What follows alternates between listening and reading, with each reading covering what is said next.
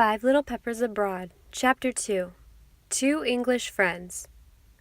"I don't want you," muttered the old gentleman, feebly, turning his head away from Tom, and then he set his lips tightly together, but he held to Polly's hand.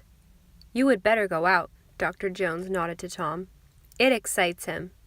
The second time Tom was told to go, he stood quite still. "He's my grandfather," he blurted out. "Can't help it," said Dr. Jones curtly. "He's my patient, so I tell you again it is imperative that you leave this room." Then he turned back to his work of making the sick man comfortable without taking any more notice of the boy. Tom gave a good long look at as much of his grandfather's face as he could see, then slunk out in a dazed condition, trying to make himself as small as possible. Jasper found him a half-hour afterward, hanging over the rail away from curious eyes, his head buried on his arms. "I thought you'd like to know that your grandfather is better," said Jasper, touching the bent shoulder. "Get away, will you?" growled Tom, kicking out his leg, unmindful where it struck. "And the doctor has gotten him into his stateroom, and he is as comfortable as he could be made." Jasper didn't add that Dr. Jones had asked him to come back, and that the old man was still insisting that Polly should hold his hand. "In that case," declared Tom, suddenly twitching up his head, "I will go down there." His face was so drawn that Jasper started, and then looked away over the sea, and did not appear to notice the clenched hand down by the boy's side. I didn't know he was sick." Tom brought it out in gusts, and his face worked worse than ever in his efforts not to show his distress. The only thing he could do was to double up his hand tighter than ever, as he tried to keep it back of him. "I understand," nodded Jasper, still looking off over the blue water. "And now I'll go down," said Tom, drawing a long breath and starting off. Oh, and Dr. Jones had said the last thing to Jasper as he rushed off with the good news to Tom. "On no account let that boy see his grandfather. I won't answer for the consequences if you do. See here," Jasper tore off his gaze off from the shimmering water. "The doctor doesn't think you ought to see your grandfather now." "Hey!" cried Tom, his drawn lips flying open, and his big blue eyes distending in anger. "He's my grandfather. I rather think I shall do as I've a mind to." And he plunged off. "Tom!" Jasper took long steps after him. "Beg your pardon. This is no time for thinking of anything but your grandfather's life. Dr. Jones said you were not to see him at present." The truth must be told, for in another moment the boy would have been off on the wings of the wind. "And do you think that I will mind in the least what that beastly doctor says?" cried Tom, getting redder and redder in the face. His rage was so great. "Oh, no, sir." "Then your grandfather's life will be paid as a sacrifice," said Jasper calmly, and he stood quite still and surveyed the boy before him. Neither spoke. It seemed to Jasper an age that they stood there in silence. At last Tom wavered, put out his hand unsteadily, leaned against a steamer chair, and turned his face away. "Let us do a bit of a turn on the deck," said Jasper suddenly, overcoming by a mighty effort his repugnance to the idea. Tom shook his head and swallowed hard. "Oh, yes," said Jasper, summoning all the cheerfulness he could muster to his aid. "Come, it's the very thing to do, if you really want to help your grandfather." Tom raised his head and looked at him. "I never supposed the old man was sick," he said brokenly, and down went his head again, this time upon his hands, which were grasping the top of the chair. "I don't believe you did," answered Jasper. "But come, Tom, let's walk around the deck. We can talk just as well meanwhile." 2 or 3 young men, with cigarettes in their mouths, came sauntering up. "Tom Selwyn, you're a pretty fellow." Tom raised his head and looked at them defiantly. "To give us the slip like this?" cried one, with a sneer, in which the others joined, with a curious look at Jasper. "Well, come on now," said one. Yes, come along," said another. "We've waited long enough for you to get back." "I'm not coming," declared Tom, shortly.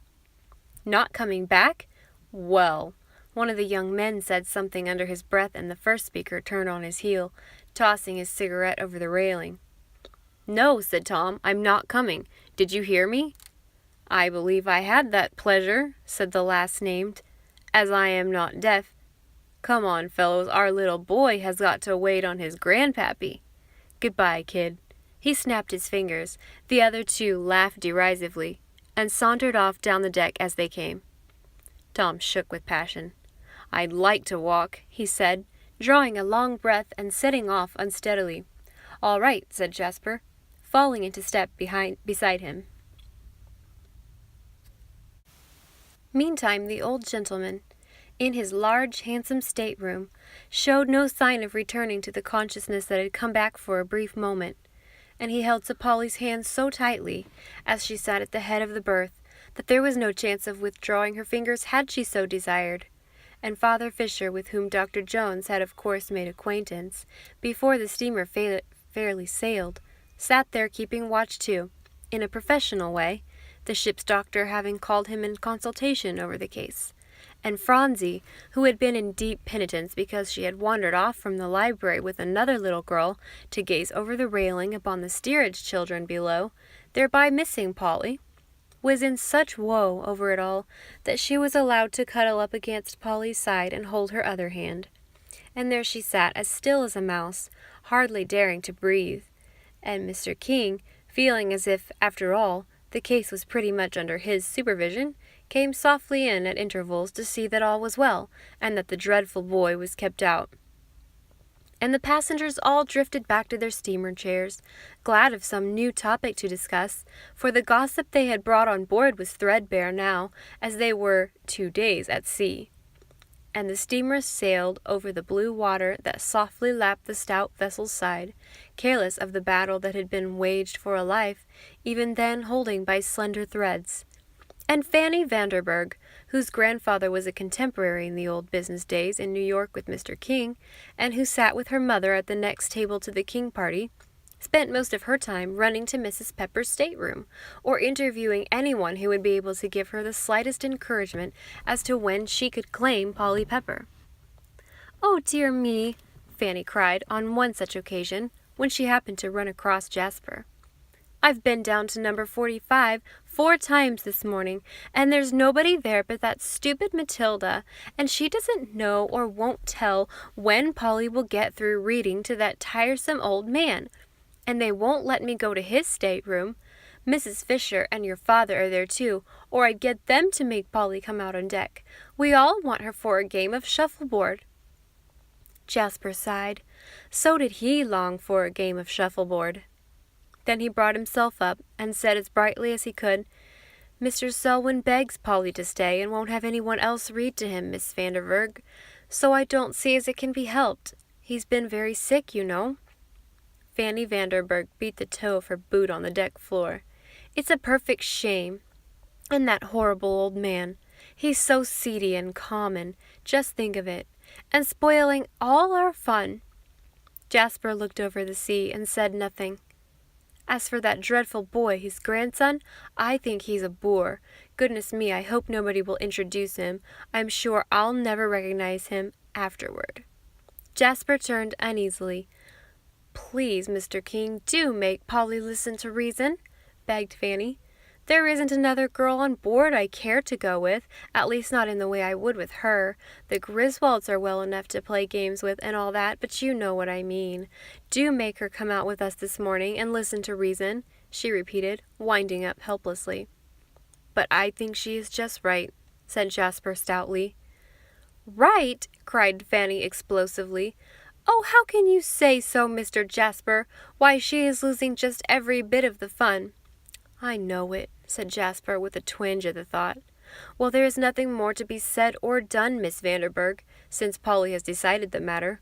Only I want you to remember that I think she is just right about it." Fanny Vanderburgh pouted her pretty lips in vexation. "At least, don't try to get that dreadful boy into our own set to play games," she cried venomously, "for I won't speak to him. He's a perfect bore. 'Twas only yesterday he brushed by me like a clumsy elephant and knocked my book out of my hand, and never even picked it up. Think of that, Mr. King." "I know. That was dreadful," assented Jasper, in dismay at the obstacle to the plan he had formed in his own mind to do the very thing that he was warned against. But you see, Miss Vanderburgh, he's all upset by his grandfather's sickness." "And I should think he would be," cried Fanny Vanderburgh with spirit. "Mrs. Griswold says she's heard him domineering over the old man, and then his grandfather would snarl and scold like everything. She has the next stateroom, you know." "I don't see how those Selwyns can afford such a nice cabin," continued Fanny, her aristocratic nose in the air. "They look so poor. Anyway, that boy is a perfect beast, Mr. King." "He's very different now," said Jasper quickly. He had no idea his grandfather was so poorly. "Now I'll tell you, Miss Vanderburgh." Jasper turned sharply around on his heel so that he faced her. It was necessary with a girl like her to state plainly what he had to say and to keep to it. "I am going to ask Tom Selwyn to play games with all us young people. If it distresses you or anyone else so that you cannot join, of course I will withdraw. And I know Polly will, and we will get up another circle that will play with him." It was almost impossible to keep from laughing at Fanny's face, but Jasper was very grave as he waited for an answer. "Oh, dear me, Mr. Jasper," she cried. "Haven't I told you I don't really care for anyone on board but Polly Pepper? And Mamma doesn't want me to mix up much with those Griswolds." She lowered her voice and glanced over her shoulder. "It would make it so awkward if they should be much in New York and we should meet. So of course I've got to do as Polly and you do. Don't you see? It's awfully hard on me, though." And she clasped her hands in vexation. "Very well, then," said Jasper. "Now that's decided. And seeing it is, why the next thing to do is to bring Tom down, and we'll get up a game of shuffleboard at once. He's not needed by his grandfather now." He didn't think it necessary to add, "for the old gentleman won't see him, and Tom is forbidden the room by the doctor." Fanny's aristocratic nose went up in alarm, and her whole face was overspread with dismay. It was one thing to anticipate evil, and quite another to find it precipitated upon one. I don't believe I can play this morning, Mr. Jasper," she began hurriedly, for the first time in her young life finding herself actually embarrassed. She was even twisting her fingers. "Very well," said Jasper coolly. "Then I understand that you will not play with us at any time, for as we begin today, we shall keep on. I will set about getting up another party at once." He touched his yacht cap lightly and turned off. I'll go right down on the lower deck with you now." Fanny ran after him, her little boot heels clicking excitedly on the hard floor. "The steward has marked it all for us. I got him to while I ran to find Polly so as to engage the place," she added breathlessly. "That's fine," said Jasper, a smile breaking over the gloom on his face. "Now we'll have a prime game, Miss Vanderburgh." Fanny swallowed hard the lump in her throat and tried to look pleasant. "Do you go and collect the Griswolds?" cried Jasper radiantly, "and I'll be back with Tom." And he plunged off. It was all done in a minute, and the thing that had been worrying him, how to get Tom into good shape and to keep him there, seemed fixed in the best way possible. But Tom wouldn't go. Nothing that Jasper could do or say would move him out of the gloom into which he was cast, and at last Jasper ran down for a hurried game with the party awaiting him, to whom he explained matters in the best way he could. At last, old Mr. Selwyn was able to emerge from his stateroom. Mr. King and he were the best of friends by this time, the former always when Polly read aloud, being one of the listeners. At all such hours, indeed, and whenever Polly went to sit by the invalid, Phronsie would curl up at Polly's side and fondle the doll that Grandpapa gave her last, which had the honor to take the European trip with the family. Phronsie would smooth the little dress down carefully, and then with her hand in Polly's, she would sit motionless till the reading was over. Mamsie, whose fingers could not be idle, although the big mending basket was left at home, would be over on the sofa, sewing busily, and little Dr. Fisher would run in and out, and beaming at them all through his spectacles, would cry cheerily, "Well, I declare you have the most comfortable place on the whole boat, Mr. Selwyn." Or Dr. Jones, whom Polly thought, next to Papa Fisher, was the very nicest doctor in all the world, would appear suddenly around the curtain, and smile approval through his white teeth. At last, on the 5th day out, the old man was helped up to sun himself in his steamer chair on deck, and then he had a perfect coterie around him, owing and awing over his illness, and expressing sympathy in every shape, for since Mr. King and his party took him up, it was quite the thing for all the other passengers to follow suit.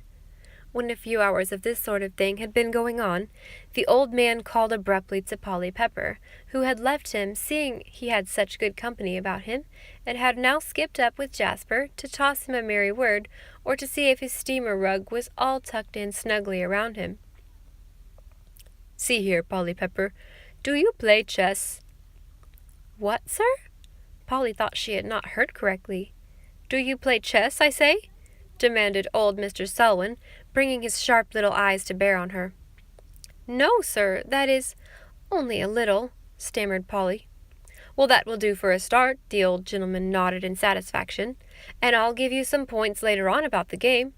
Well, and you play backgammon, of course?" He didn't wait for her to answer, but finished, "These people here drive me almost crazy, asking me how I feel and what was the matter with me and all that rubbish. Now I'm going into the library, and you shall go too, and we'll have a game of backgammon." He flung back his steamer rug with a determined hand. Jasper began, "Oh, Polly," in dismay, but she broke in, "Yes, indeed, I do play backgammon, Mr. Selwyn, and it will be fine to have a game." And together they helped him up and into a cozy corner of the library.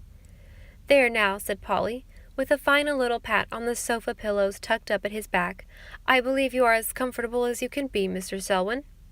"Indeed I am," he declared. "And now, Jasper, do get the backgammon board," cried Polly. "There it is over there," spying it on a further table.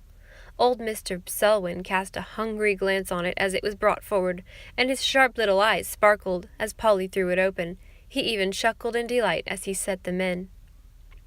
Tom Selwyn came up to the door, and standing in its shadow, looked in. Jasper flung himself down on the sofa by the old gentleman's side to watch the game.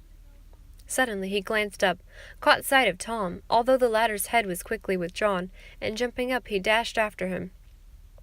"Here, see here, Tom," he called to the big figure before him, making good time down the stairs. "I can't go chasing you all over the boat in this fashion. Stop, will you?" "What do you want?" demanded Tom crossly, feeling it impossible to elude such a pursuer, and backing up against a convenient angle.